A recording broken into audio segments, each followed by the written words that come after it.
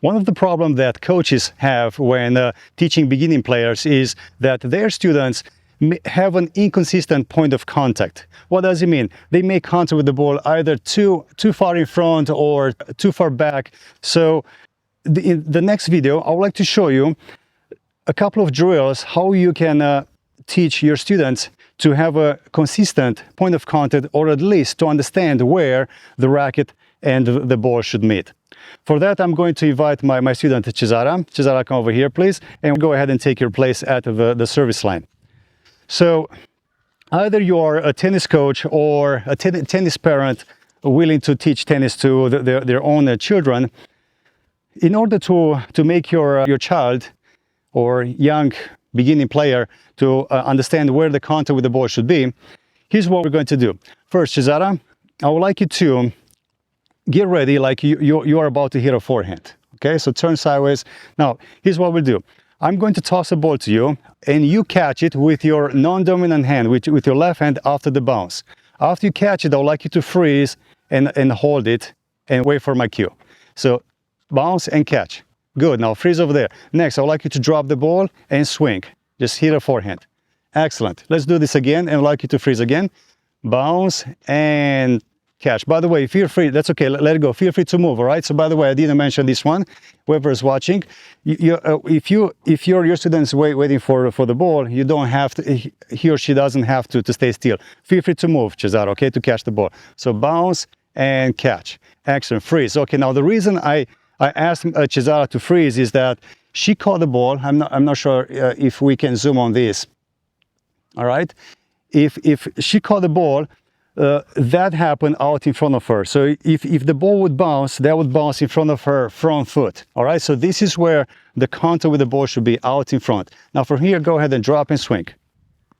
Good, so in this way, the student understands that the contact with the ball should be done out in front. All right, so not close to the body, not too far in front. It should be as far as they can reach with their non-dominant hand. Let's go ahead and do this again. One more time, Cesara. Bounce and catch the ball. Good, drop and swing. Good job. So that is one drill. The next drill, in order to understand where the contact should be, I would like you to get set with the racket at point of contact. That's it. So that's where we will be making contact with the ball. So guide your student and show her that the racket shouldn't be behind, shouldn't be too far in front, should be just where she previously caught the ball. Now, from this position, Cesara, I'm going to toss the ball, and after the bounce, I would like you to just push and follow through. So no backswing. Here we go. So bounce, push, and follow through. Go ahead and accelerate a little bit. I'll always follow through. Long finish. Get set. Point of contact. Push.